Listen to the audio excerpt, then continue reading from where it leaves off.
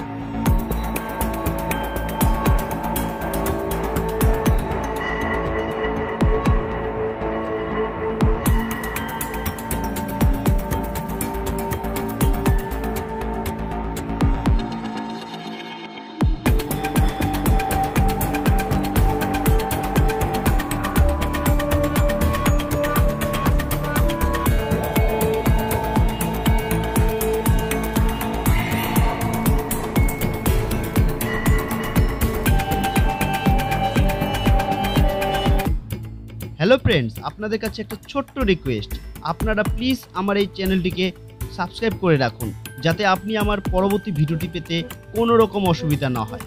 আর হ্যাঁ, আপনারা অবশ্যই জানান আপনি কোন বিধানসভার অন্তর্গত এবং কোন দলকে সাপোর্ট করেন, জানান আমার কমেন্ট বক্সে।